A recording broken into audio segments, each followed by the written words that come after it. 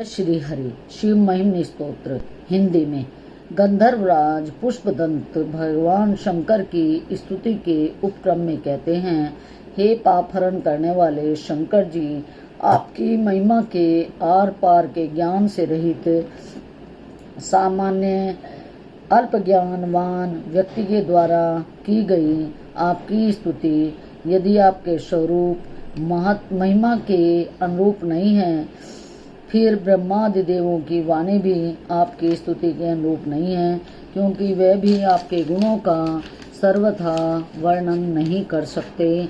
किंतु जब सभी लोग अपनी अपनी बुद्धि के अनुसार स्तुति करते हुए उपालंभ के योग्य नहीं माने जाते हैं, निंदा के पात्र नहीं माने जाते हैं, तब मेरी स्तुति करने का यह प्रयास अपवाद रहित होना चाहिए। यह प्रयास खंडनीय नहीं है। हे शंकर जी, आपकी महिमा वाणी और मन की पहुँच से परे है। आपकी उस महिमा को वेद भी चकित होकर नेति नेति कहते हुए आशय रूप से वर्णन करते हैं। फिर तो ऐसे अचिंत्य महिमा में आप किसकी स्तुति के विषय हो सकते हैं, अर्थात किसी की स्तुति तदर्थ समर्थ नहीं हो सकती, क्योंकि आपके गुण न जाने कितने प्रकार के हैं, अर्थात अनंत हैं। फिर भी हे प्रभु, नवीन परम रमणीय आपके सगुण रूप के विषय में वर्णन के लिए किसका मन आसक्त नहीं होता, किसकी वाणी उसमें प्रवृत्त नहीं होती, अर्थात सबके मन वचन सगुण रूप में संलग्न हो जाते हैं। सभी अपनी वाणी को प्रेरित कर वर्णन में लगा देते हैं।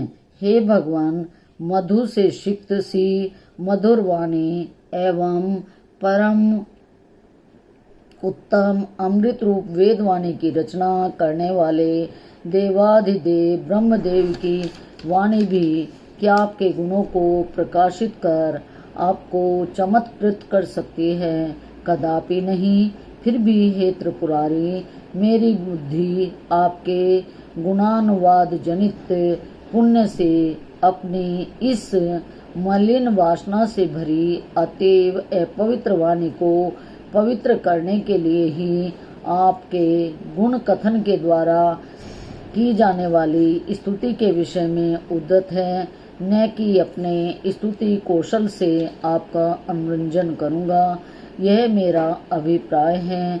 हे वर देने वाले शिव जी, आप विश्व की सृष्टि पालन और संहार करते हैं, ऐसा ऋग्वेद यजुर्वेद सामवेद वे त्रयी निष्कर्ष रूप से वर्णन करते हैं। इस प्रकार तीनों गुणों से विभिन्न त्रिमूर्तियों ब्रह्मा विष्णु महेश में बटा हुआ जो इस ब्रह्मांड में आपका वह प्रख्यात रचनात्मक पालनात्मक एवं संहारात्मक ऐश्वर्य है, उसके विषय में खंडन करने के लिए कुछ जड़ बुद्धि अकल्याण भागी अभागों की को मनोहर लगने वाली पर वास्तव में अशोभनीय या हानिकारक व्यर्थ का मिथ्या प्रलाप बकवाद उठाते हैं।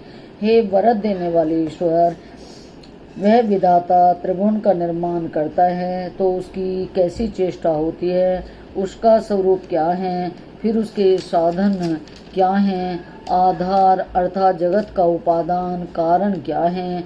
इस प्रकार का कुतर्क सब तर्कों से परे अचिंत्य ऐश्वर्य वाले आपके विषय में निराधार एवं नगण्य होता हुआ सांसारिक जनों को भ्रम में डालने के लिए कुछ मूर्खों को वाचाल बना देता है। हे देव श्रेष्ठ अवयव वाले शरीरधारी होते हुए भी ये लोग क्या बिना जन्म के ही हैं? नहीं, कदापि नहीं। क्या विश्व की सृष्टि पालन संहार आदि क्रियाएं बिना अधिष्ठान कर्ता के संभव हो सकती हैं, या ईश्वर के बिना कोई सामान्य जीव ही कर्ता हो सकता है? नहीं, क्योंकि यदि असमर्थ जीव ही करता है तो 14 भुवनों की सृष्टि के लिए उसके पास क्या साधन हो सकता है? इस प्रकार आपके अस्तित्व के प्रमाण सिद्ध होने पर भी यतः वे जड़ बुद्धि शंका करते हैं, अतः वे बड़े अभागी हैं। त्रयी सांख्य योग, ऋक यजु साम ये वेद, सांख्य शास्त्र, योग शास्त्र, पाशुपत मत और वैष्णव मत आदि विभिन्न मत मतांतर हैं। इनमें सभी लोग हमारा यह मत उत्तम है, हमारा मत लाभप्रद है, दूसरों का नहीं। इस प्रकार की रुचियों की विचित्रता से सीधे टेढ़े मेढ़े नाना मार्गों से चलने वाले साधकों के लिए एकमात्र प्रातव्य गंतव्य आप ही हैं। जैसे सीधे टेढ़े मार्गों से बहती हुई सभी नदियां अंत में समुद्र में पहुंचती हैं, उसी प्रकार सभी मतानुयायी आपके ही पास पहुंचते हैं। हे वरदानी शंकर, बूढ़ा बैल, खटिए का पावा, फरसा, चर्म, भस्म, सर्प, कपाल, बस इतनी ही आपके कुटुंब पालन की सामग्री है। फिर भी इंद्र आदि देवताओं ने आपकी कृपा कटाक्ष से उन अपने विलक्षण अतुलनीय समृद्धियों को प्राप्त किया है, ऐश्वर्य को प्राप्त किया है, किंतु आपके पास भोगने की कोई वस्तु नहीं है, क्योंकि विषय वासना रूपी मृग तृष्णा स्वरूप भूत चैतन्य आत्माराम में रमण करने वाले को भ्रमित नहीं कर पाती। हे त्रिपुरारी, कोई वादी इस संपूर्ण जगत को ध्रुव कहता है, कोई इस सब को अध्रुव बताता है, कोई तो विश्व के समस्त पदार्थों में कुछ नित्य कुछ अनित्य है ऐसा कहता है। उन सब वादों से आश्चर्यचकित सा मैं उन्हीं वादों से आपकी स्तुति करता हुआ लज्जित नहीं हो रहा हूँ, क्योंकि मुखरता वाचालता दृष्ट होती है, उसे लज्जा कहाँ। हे ग्रीस, अग्नि स्तंभ के समान आपका जो लिंगाकार तेजस रूप ऐश्वर्य प्रकट हुआ, उसके ओर छोड़ जाने के लिए ऊपर की ओर ब्रह्मा, नीचे की ओर विष्णु बड़े प्रयत्न से गए, पर वे दोनों ही पार पाने में असमर्थ रहे। तब उन दोनों ने श्रद्धा भक्ति से पूर्ण बुद्धि से नतमस्तक हो आपकी स्तुति की। तब उनकी स्तुति से प्रसन्न हो आप उन दोनों के समक्ष स्वयं प्रकट हो गए। हे भगवान, श्रद्धा भक्ति पूर्वक की गई आपकी सेवा स्तुति क्या फलीभूत नहीं होती, अर्थात अवश्य फलीभूत होती है। हे त्रिपुरारी, दशमुख रावण ने तीनों भुवनों का निष्कंटक राज्य बिना प्रयत्न प्राप्त कर जो अपनी भुजाओं की युद्ध करने खुजलाहट न मिटा सका, प्रतिभट से युद्ध करने की इच्छा पूर्ण कर सका, क्योंकि कोई प्रतिभट मिला ही नहीं। यह आपके चरण कमलों में अपने 10 सिर रूपी कमलों की बलि प्रदान करने में प्रवृत्त आप में अविचल भक्ति का ही प्रभाव है। हे त्रिपुरारी, आपकी सेवा से रावण की भुजाओं में शक्ति प्राप्त हुई थी। अभिमान में आकर वे अपना भुजबल आपके निवास स्थान कैलाश के उठाने में भी तोड़ने लगा, पर आपने जो पैर के अंगूठे की नोक से जरा सा कैलाश को दबा दिया, तो उस रावण की प्रतिष्ठा पाताल में भी दुर्लभ हो गई। वह नीचे ही नीचे खिसकता चला गया। प्राय निश्चित है कि नीच व्यक्ति समृद्धि को पाकर मोह में फंस जाता है, कृतघ्न हो जाता है। हे वरदानी शंकर, त्रिभुवन को वशवर्ती बनाने वाले बाणासुर ने इंद्र की अपार परमोच्च संपत्ति को भी अपने समक्ष नीचा कर दिया। वे आपके चरणों के शरणागत उस बाणासुर के विषय में कोई आश्चर्य की बात नहीं है, क्योंकि आपके समक्ष झुकाना नतमस्तक होना किस किस विषय की उन्नति के लिए नहीं होता, अर्थात आपके चरणों में सिर झुकाने से सबकी सब प्रकार की उन्नति होती है। हे त्रिनेत्र शंकर, समुद्र मंथन से उत्पन्न विष की विषम ज्वाला से असमय में ही ब्रह्मांड के नाश के भय से चकित देवों और दानवों पर दयाद्र होकर विषपान करने वाले आपके कंठ में जो कालापन नीला धब्बा है, वह क्या आपकी शोभा नहीं बढ़ा रहा है, अर्थात महाउपकार के कार्य से उत्पन्न होने के कारण यह चिन्ह और अधिक शोभित हो रहा है। वस्तुतः संसार के भय को दूर करने के स्वभाव वाले महापुरुषों का विकार भी प्रशंसनीय होता है। हे जगदीश, जिस कामदेव के बाण देव असुर नर समूह रूप विश्व में नित्य विजेता रहे, कहीं भी असफल होकर नहीं लौटते थे, वही कामदेव अब आपको अन्य देवताओं के समान जे समझने लगा, तब आपके देखते ही मैं स्मृति मात्र शेष रह गया, भस्म हो गया। और सच है कि जितेंद्रियों का अपमान कल्याणकारी नहीं अपितु घातक होता है। हे ईश, जब आप तांडव करते हैं तब आपके पैरों के आघात से पृथ्वी अचानक संशय को प्राप्त हो जाती है। आकाश मंडल के ग्रह नक्षत्र तारे आपकी घूमते हुए भुजदंड की चोट से पीड़ित हो जाते हैं, अतः आकाश मंडल भी संकटग्रस्त हो जाता है। स्वर्ग आपकी खुली हुई बिखरी हुई जटाओं के किनारों की चोट से बारंबार दुखद स्थिति को प्राप्त हो जाता है। यद्यपि आप जगत की रक्षा के लिए तांडव करते हैं, फिर भी आपकी प्रभुता तो वाम शोभद ही हो जाती है। सच है, संपत्ति वाले का उचित कार्य भी क्षोभ उत्पन्न कर देता है। हे जगदीश, समस्त आकाश में फैले तारों के सदृश फेन की शोभा वाला जो गंगा जल का प्रवाह है, वह आपके सिर पर जल बिंदु के समान छोटा दिखाई पड़ता है और सिर से नीचे गिरने पर उसी जल बिंदु ने समुद्र रूपी करधनी के भीतर संसार को द्वीप के समान बना दिया। बस इसी से आपका दिव्य शरीर सर्वोत्कृष्ट है, यह अनुमेय हो जाता है।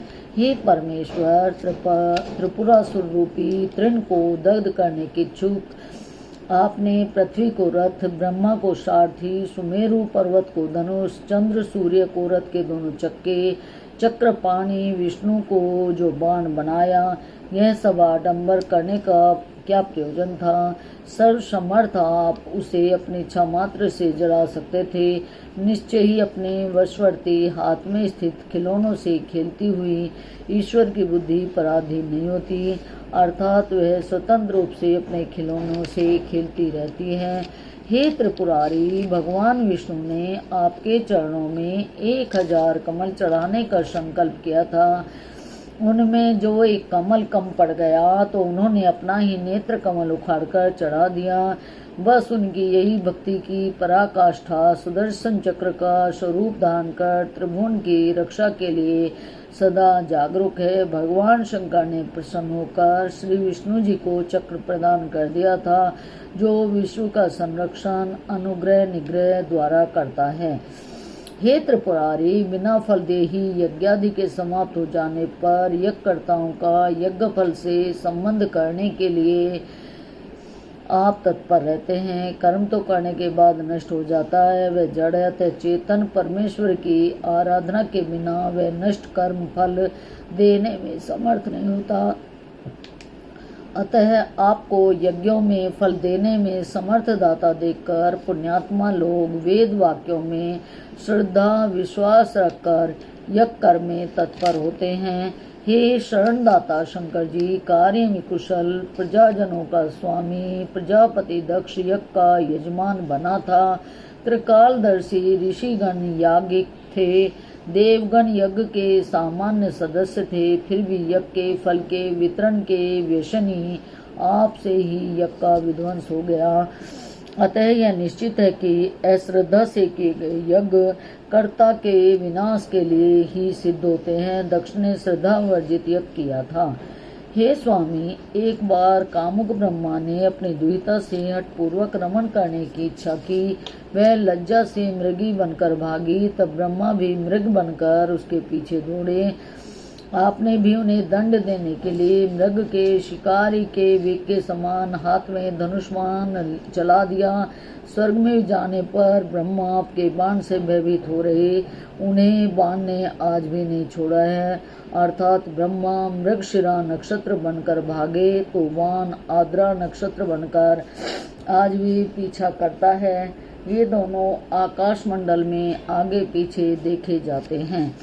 यह पौराणिक कथा है कि एक बार ब्रह्मा अपनी दुहिता अपनी पुत्री संध्या को अत्यंत रूप सौंदर्यमय देखकर मोहित हो गए।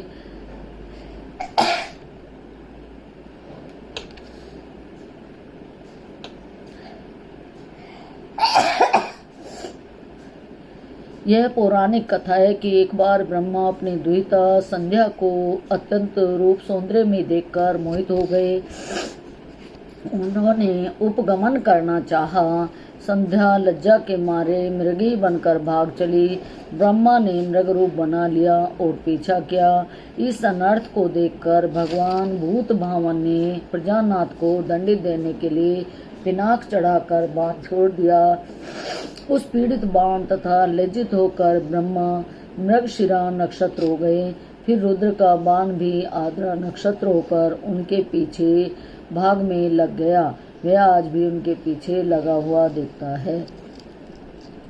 हे त्रिपुरारी, हे यम नियम परायण, हे वरद शंकर, आप सौंदर्य से शिव पर विजय प्राप्त कर लूंगा। इस संभावना से हाथ में धनुष उठाए हुए कामदेव को सामने ही तुरंत आपके द्वारा तिनके की भांति भस्म होता देखकर भी यदि देवी पार्वती अर्धनारीश्वर आधे शरीर में पार्वती को स्थान देने के कारण आपको स्त्री भक्त जानती है, तो इसमें कोई आश्चर्य की बात नहीं है, क्योंकि स्त्रियां स्वभावतः अज्ञानी होती हैं।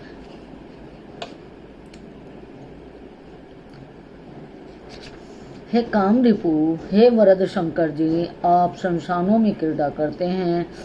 प्रेत पिशाच आपके साथी हैं। चिता की भस्म आपका अंगराग है। आपकी माला भी मनुष्य की खोपड़ियों की है। इस प्रकार यह सब आपका मंगल स्वभाव स्वांग देखने में भले ही अशुभ हो, फिर भी स्मरण करने वाले भक्तों के लिए तो आप परम मंगलमय ही हैं। हे प्रभु, शम दम आदि साधनों से संपन्न यमी लोग शास्त्रोपदिष्ट विधि से वायु रोककर प्राणायाम कर हृदय कमल में बहिर्मुखी संकल्प विकल्पात्मक मन को सभी वृत्तियों से शून्य करके अपने भीतर जिस किसी विलक्षण आनंद रूप परब्रह्म चिन्ह मात्र तत्व का दर्शन कर रोमांचित हो जाते हैं और उनकी आंखें आनंद के आंसुओं से भर जाती हैं, उस समय मानो वे अमृत के समुद्र में अवगाहन कर दिव्य आनंद का अनुभव करते हैं। वह निर्गुण आनंद स्वरूप ब्रह्म निश्चय रूप से आप ही हैं। हे भगवान, परिपक्व बुद्धि वाले प्रौढ़ विद्वान, आप सूर्य हैं, आप चंद्रमा हैं, आप पवन हैं, आप अग्नि हैं, आप जल हैं, आप आकाश हैं, आप पृथ्वी हैं, आत्मा हैं। इस प्रकार की सीमित अर्थयुक्त वाणी आपके विषय में कहते रहे हैं, पर हम तो विश्व में ऐसा कोई तत्व नहीं देखते जो स्वयं साक्षात शिव न हो। हे शरण देने वाले ओम, यह शब्द अपने व्यस्त पृथक पृथक अक्षर वाले अकार उकार मकार रूप से तीनों वेद ऋग्वेद यजुर्वेद सामवेद तीनों अवस्था जागृत स्वप्न सुषुप्ति तीन लोक स्वर्ग भूमि पाताल तीनों देवता ब्रह्मा विष्णु महेश तीनों शरीर स्थूल सूक्ष्म कारण तीनों रूप विश्व तेजस प्राग आदि के रूप में आपका ही प्रतिपादन करता है तथा अपने अवयवों के समष्टि संयुक्त समस्त रूपों से निर्विकार निष्फल तीन अवस्था एवं त्रिपुटियों से रहित आपके तुरीय स्वरूप की सूक्ष्म ध्वनियों से ग्रहण कर प्रतिपादन करता है। ओम आपके स्वरूप का सर्वतः निर्वचन करता है। हे महादेव, आपके जो 8 अभिधान भाव सर्व रुद्र पशुपति उग्र महादेव भीम ईशान हैं, उनमें प्रत्येक में वेद मंत्र भी पर्याप्त मात्रा में विचरण करते हैं और वेदानुगामी पुराण भी इन नामों में स्थित हैं, अर्थात वेद पुराण सभी उन 8 नामों का अतिशय महिमा का प्रतिपादन करते हैं। अतः परम प्रियम प्रत्यक्ष समस्त जगत के आश्रय आपको मैं साष्टांग प्रणाम करता हूँ। हे अति निकटवर्ती एकांत निर्जन वन विहार के प्रेमी, आपको प्रणाम है। आप दूरवर्ती, आपको प्रणाम है। हे कामारी अति लघु सूक्ष्म रूपधारी, आपको प्रणाम है। हे अति महान, आपको प्रणाम है। हे त्रिनेत्र वृद्धतम, आपको नमस्कार है। अत्यंत युवक आपको प्रणाम है।